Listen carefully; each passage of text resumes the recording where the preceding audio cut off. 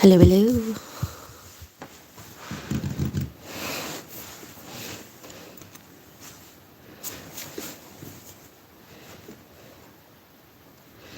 Just give me a second. I know, very emotional, very emotional. Come on.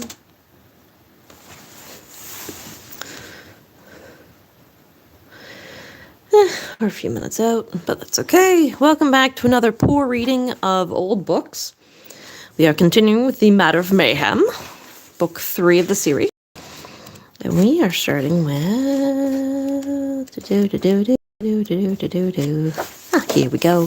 One of my favorites. As a lover of the marine biology, this was most likely a beaked whale. They're pretty like deep ocean whales, and they're very pretty rare. So even to see one alive is almost unheard of. So the only time you really see these guys is when like they're washed up on shore. But yeah, from my basic understanding, this is a beaked whale. Don't mind the shirt. I'm painting after this. So, all right. And I went up to see the eclipse, so that was pretty cool.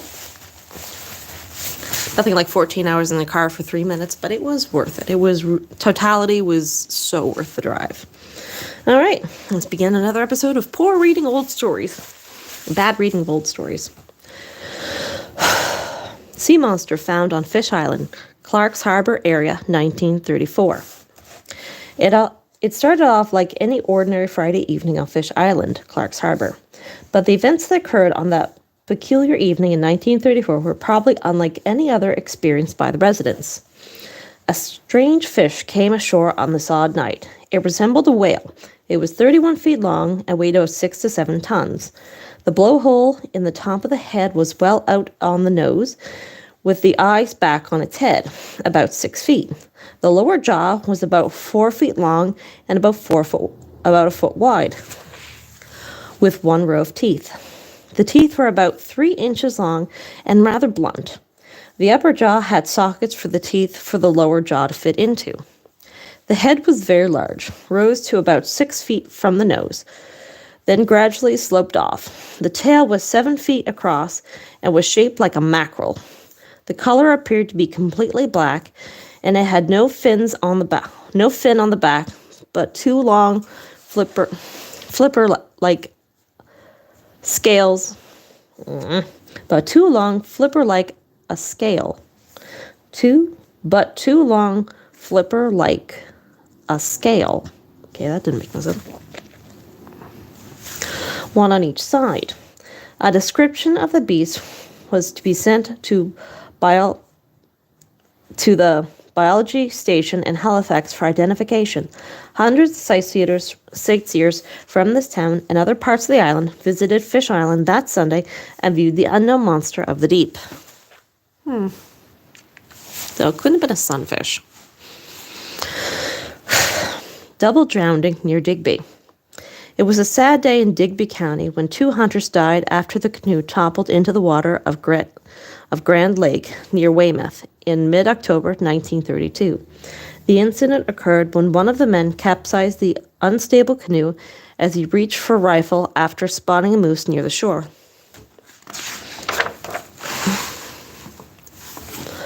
Edward Wolliver and Murray Barr, both residents of Digby, were drowned on Wednesday morning. Their guide, Arthur Weir, was saved by rescuers as he held onto the upturned craft. They were just in time as exhaustion was causing him to lose his hold on the slippery canoe.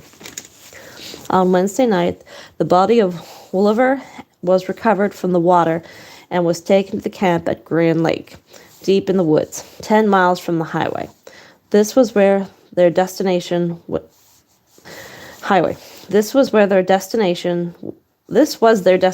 tragedy overtook them.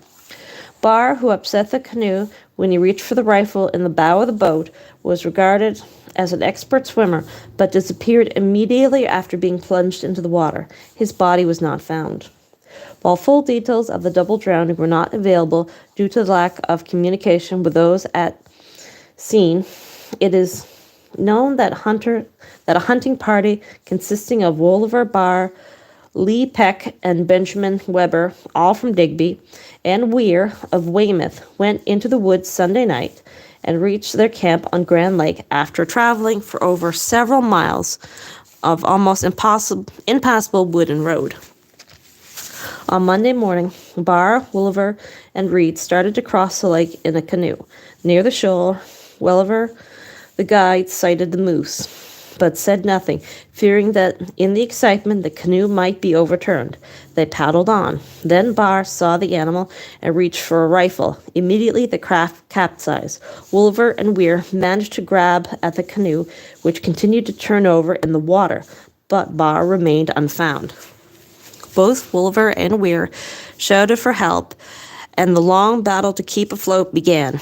Gradually, fatigue overtook them, and Weir, already weakened himself, watched his companion's feeble hold on the boat gave way, and Wolliver sank beneath the waters of the lake.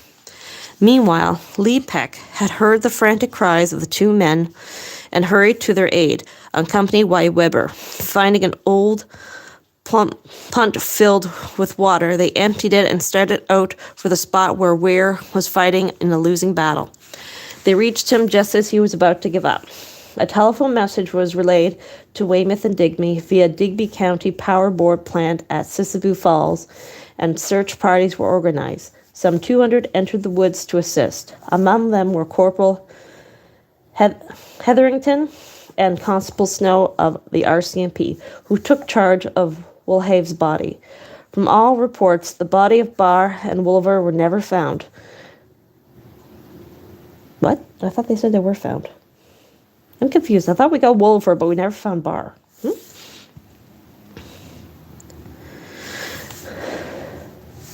Among them were Constable Hetherington and Constable, who took charge of Wolhave's body.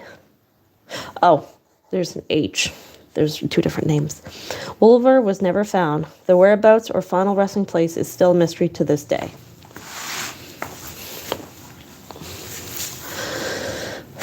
This is the disappearance of Johnnie Smith. May 16th, 1934. On May 6, 1934, around 10:30 a.m., 7-year-old Johnnie Smith of Haskell Street in Yarmouth was last seen by his parents, Mr. and Mrs. Roy C. Smith. Johnnie had loved to play around Yarmouth waterfront and was a trusted lad. He was well known to many of the fishermen and ship crew, as he liked to make friends with various crews along the wharfs. His mother, Eleanor, née Camo, did not worry about her son if he did not come home at supper time.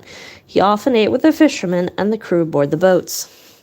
Johnnie was from a large family of 6 children, 1 brother, 4 sisters. His sisters were Dorothy, Eva, Mary, and Catherine. His brother's name was Raymond. Johnnie's parents reported him missing at 12 midnight on May 6, 1934. They, along with Yarmouth believe that he had fallen off one of the wharves and drowned. A local resident reported that Johnnie had been seen with a playmate, Burton Jacquard, 7. Burton told police that he was with Johnnie earlier in the afternoon and saw Johnnie fall off a raft, tied to one of the wharves, presumably near Sweeney's Wharf. Burton told police that he thought Johnnie had met his death by drowning. He was reported to have broken down into tears as he told them about Johnnie falling off the raft into the murky, chilly waters of Yarmouth Harbour. Burton felt that Johnnie's body would be found somewhere on the muddy bottom of the harbour. But Burton's mother, Minnie, was questioned by police as to the whereabouts on Sunday afternoon of her 2 sons, Keith, 10, and Burton, 7. Contrary to Burton's evidence, Minnie maintained that Keith was in Dayton, while Burton was in and out of the Jacquard home all day and was not with the missing lad. As soon as Johnnie was reported missing, Chief Brad Bain, a member of the Yarmouth Town Police, began the investigation, which was to keep them busy for more than a month. Police and volunteers began immediately searching the Yarmouth waterfront with flashlights and spotlights. In addition, dozens of residents shone their car headlights over the waters of the harbour in hopes of sighting the body of the missing 7-year-old boy. Ooh, this is a big one. At low tide, early the next afternoon, Yarmouth police began dredging the bottom of Yarmouth Harbour. They focused on the area around Sweeney's Wharf, but to no avail. Then Burton Jacquard changed his story and told police that he thought the incident occurred off the dock near the Nickerson Fish Company. The police then extended their search to the Nickerson Wharf and other areas along the waterfront. Still, for the next 30 days, the search without success. Another theory circulated was that Johnnie Smith might have stowed away on board the Gloucester schooner Laura P. Gouliart, which had left Yarmouth Monday morning, during which time the police were searching for Johnnie. During the search, the Laura P. Gouliart was at sea and was impossible to determine whether or not Johnnie was on board. On the 11th day of the search, things were slightly complicated by a rumor that Johnnie had returned home, but later it was discovered that this rumor was without substance and the investigation continued. Another factor into this bizarre case was that this thing had been the third disappearance in Nova Scotia that year. A young lad had disappeared under similar circumstances in Sheet Harbour, along with Eastern Shore as well. Law enforcement agencies were also looking for Reverend J.R.T. Aligning of Durbert near Truro, who was also missing. Law enforcement officials at the time felt that it was highly unusual to have 3 people missing in such a small province at roughly the same time. They were trying to draw some connection along these events, but reports of the day suggest that such a connection was not likely. About 3 weeks later, when the Laura P. Gouliart returned to Yarmouth Harbour, the captain and the crew confirmed that the boy was not on board. Throughout the case, local media and Chief Brandon Bain of the Yarmouth Town Police believed that foul play had occurred. Chief Bain searched every lead which might explain the disappearance. The harbour had been dredged, people along the waterfront had been questioned thoroughly, and the area along both sides of the harbour had been searched. Still, they could not locate the 7-year-old. Of all the cases, it was one of the most stubborn in Chief Brad Bain's career. By the end of May, local newspaper report that a provincial attorney general's office investigation might be assigned to the investigation. Investigator might be assigned to the investigation. Throughout the month of May, there were also constant appeals in the media for assistance from the general public. It seemed as though the boy had disappeared without a trace. The mystery was solved on Wednesday, June 7th, 1937 at 3 p.m., when Johnnie Smith's badly decomposed body was found floating beneath the edge of the Killen Brothers Wharf. Osmond Nickerson, a launch driver from the Beacon Dredging Company, which was employed in dredging operations in Yarmouth Harbour, saw the body floating between 2 supports underneath the wharf just as he was bringing his craft to dock. It was flood tide, and it was thought that this extra current in the harbour made the body move from its watery resting place. Nickerson grappled the body and called Chief of Police Bain and the RCMP officers to the scene. Grapple with probably a rope and with a hook on the end, like a grapple like that. I don't think he used a gaff, because he would have gaffed the body, which is a stick with a hook on the end. The discovery prompted the convincing of a coroner's jury on Wednesday, June 7th, 1937, at Sweeney's Undertaking Parlour. It was presented It was presided over by Coroner Dr. S.W. Williamson, with the following jury members: Foreman Douglas Trefry, Monroe Gardner, Dooley MacDonald, Daniel LeBlanc, Jack Malcolm Macmillan, Roy Cunningham, L.A. McKenney, Harold Harding, Albert Wagner, J.R. Williams Nickerson, or Junior Williams Nickerson, Bradford Harris, and William Christie. In all, seven witnesses testified. The first witness, Agnes Boudreau, identified the body by means of the clothing. She recalled seeing Johnnie at 3 o'clock in the afternoon on the Sunday he disappeared. She recalled that he was wearing fishing from Nickerson's Dock Company. She recalls that he was fishing from Nickerson's Dock in the company with Kenneth and Burton Jacquard. She told the inquiry that she felt the boys had nothing to do with the drowning, despite the fact that she had no information as to the circumstances surrounding the drowning.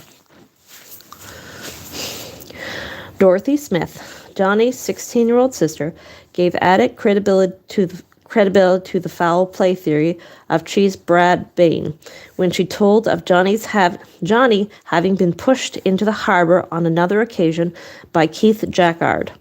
The local newspaper reported showing every evidence of telling the truth. The 16-year-old girl in a clean green tweed coat with a band of dark crepe on the arm in memory of her crepe, C-R-E-P-E, of her drowned brother, said one of the Jacquard boys, Keith, pushed Johnnie off into the harbour once before. He came home all wet. Then she added, as if an afterthought, the water wasn't deep enough. Dorothy Smith also remembered last seeing Johnnie alive on Sunday around 10 a.m. She told the coroner's inquest that Roy Fells told her that he believed that he had seen Johnnie on Water Street that night at around 6 p.m. A further pathetic P-A-T-H-E-T-I-C note was added to the evidence of the girl when she said Burton Jacquard told his mother that his brother, Keith, had pushed Johnnie Smith off the raft and suggested it's how Mrs. Jacquard knew Johnnie was drowned. Dorothy testified he told his mother on Monday, May 7th, the next day. Chief of Police Bain testified that the alarm was given at midnight, Sunday, May 6th. He recalled the futile attempts made to locate the body by dragging the harbour and searching the shoreline. Bain told the jury that Johnnie was said to have been with the Jacquard boys on the day of his death. He testified that upon questioning the boys regarded this matter, Keith Jacquard denied that he was with Johnnie and Burton. Burton told Chief Bain that Johnnie had fallen off the raft into the harbour, but was apparently unable to keep to one story to fix the place of the accident. In my opinion, Burton is not In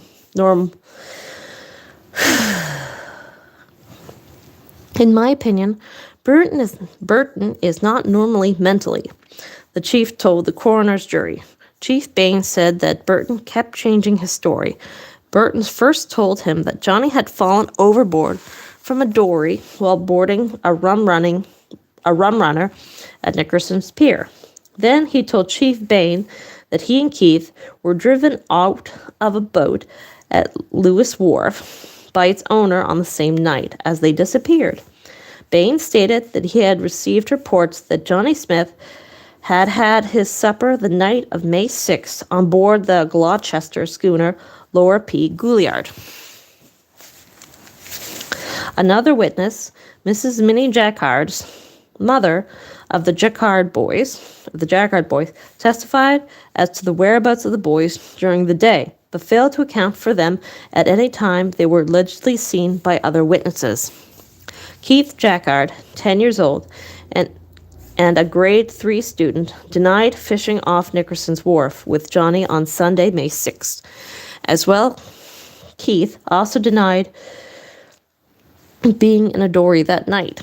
His younger brother, Burton, was apparently unable to understand the question being asked and was of little help as to the happenings on May 6. Freeman Forbes, owner of the dory, possibly identified the Jacquard boys as the boys driven out of his boat on Sunday, May 6. And when confronted by Forbes, Keith Jacquard admitted that he was mistaken and he had been in the dory between 8 and 9 that evening. In the summary of its finding, it was obvious that the coroner's jury was far from being satisfied. As a result, the coroner's jury recommended that authorities should continue their investigation into the disappearance case. In the summary, on June 7th, 1934, the battered body of Johnnie Smith was buried. The local newspaper reported that he was a victim of drowning.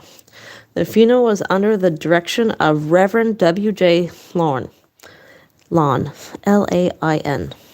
All media reports were that the investigation was to be ongoing. The case remained open for 5 years.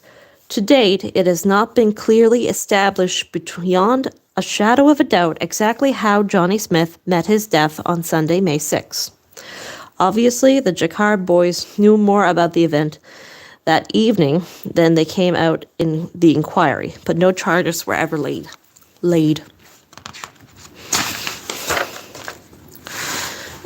This one's my favorite.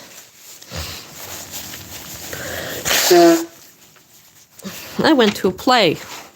This is actually like a written play. How long have we been going? 22 minutes. Do we have time for Outer Baldonia?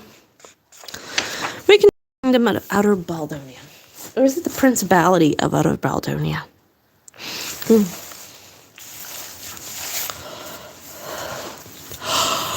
Alright. Sorry about all that.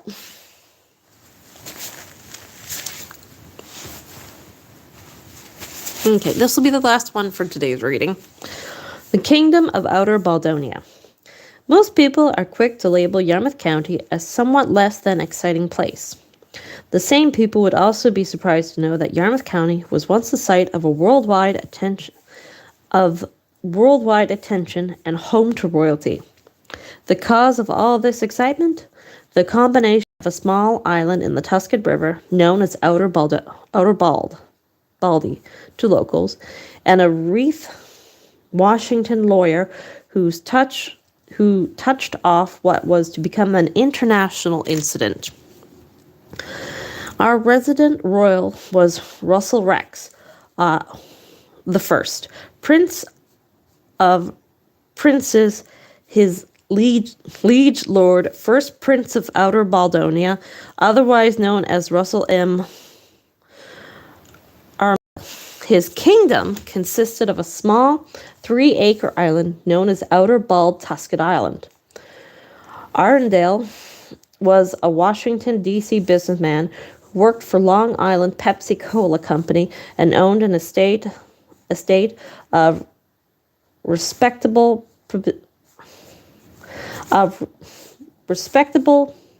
positions. Propor.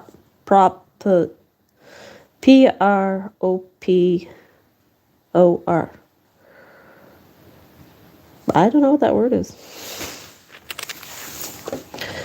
Proper tuitions?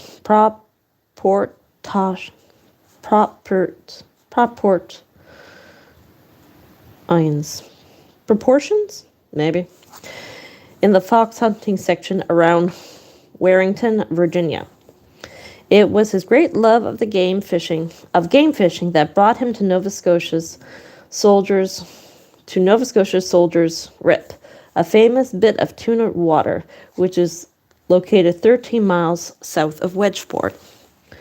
On one day in 1949, when Arundel was with a fishing party on a boat on Soldiers Rip, His boat got caught in a large squall. His party took shelter on a small island.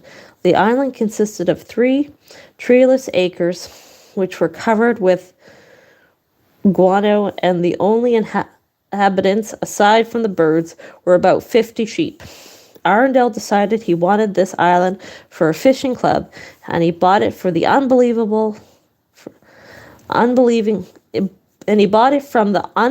local owner for $750. Good Lord, I can't read.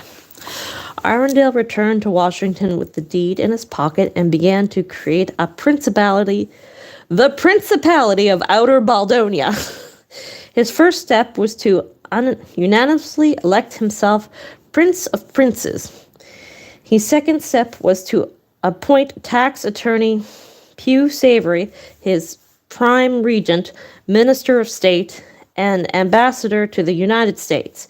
Next, they selected 24 colleagues of regal quality, among them ex-Vice President Albert W. Barclay, and bestowed upon them the title of princes.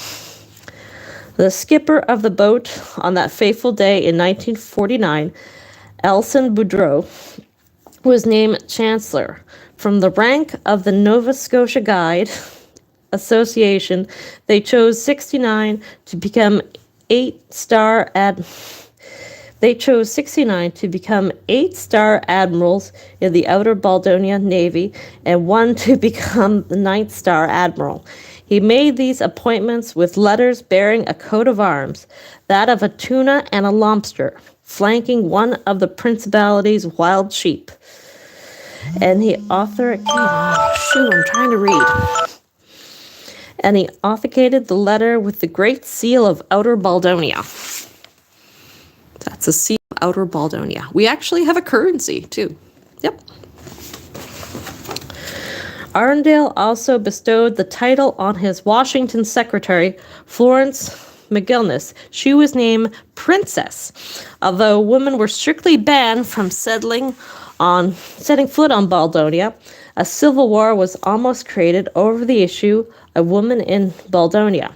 Chancellor Elson Boudreau suggested the repeal of the no woman to be allowed on the island law, but the law remained unchanged at the request of Arundel. Now the Principality of Outer Baldonia was populated. They drew up a constitution and a declaration of independence. They recognized the laws of Nova Scotia, but had certain iron-bound standards of their own. The Declaration of Independence stated in part that fishermen are a race alone, that fishermen are not endowed with the flowing inalienable rights.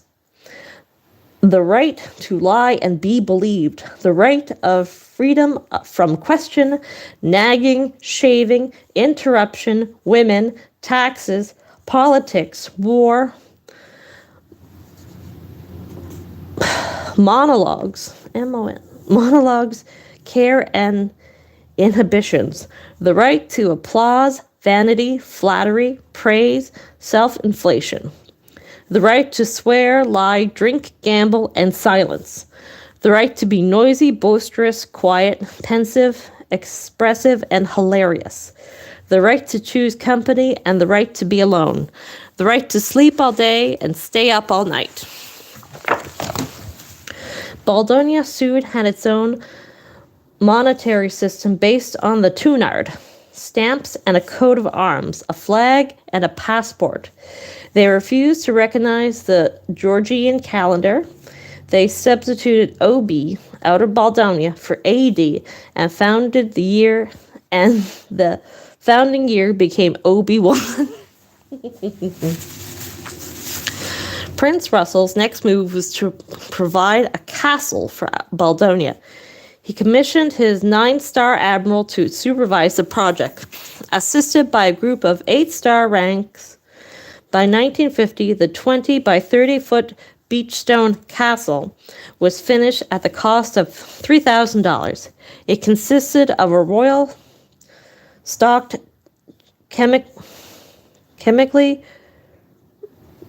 chemical reception chamber, and a magistrate hall. Atop the castle flew the official Baldonia national colors on a field of Kelly green and white circles, manhole cover size, upon which was superimposed a tuna on a rod and reel. Throughout an 8-foot square picture window, Baldonians were able to watch fishermen from all over the world fish for tuna on Soldier's Rip, a mere 75 yards away. Although Audrey's description impressed a lot on people, the castle was really only a small structure. To join a would-be member or prince had to land one of the great bluefins and had to pay a nominal fee of $50. He also had to be acceptable to the International Tuna Club. Membership was limited to 100 persons. That's the shack. That's the castle. The Prince Regent notified Her Majesty's Governor in Ottawa that Baldonia recognized Canada and pledged to support in the event of dire disaster. They decided not to extend recognition to the United States, not having room on the island for the bags of money, and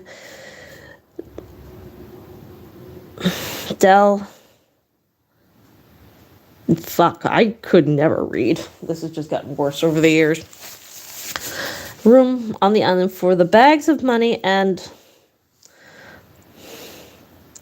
delegates the United States would insist on sending.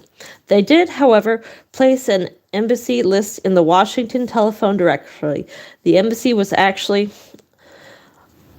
Arundel's own law office. Prince Arundel commanded Randy McNeil, the map publisher in the National Geographic Society and the American Board of Geographic Names, to acknowledge the Principality of Outer Baldonia on all future maps of North America. To this day, on oil companies' roadmaps, Outer Baldonia remains as Outer Baldonia. From that point on, jokes began to get out of hand. Bureaucrats within the United States Department kept phoning Audrey's secretary during the routine telephone rounds of Washington embassies. One wanted a list of Baldonia's principal exports. Princess McGuinness, not wanting to tell them that the only thing that Baldonia had plenty of was guano, listed instead sheep, seal, lobster, and beer as the island kingdom's exports. Nova Scotia government, with tongue deep in cheek, solemnly announced it was undecided about recognition of the new state and potential neighboring kingdom. The Halifax chapter of Alcoholics Anonymous granted complimentary membership to all Outer Baldonians,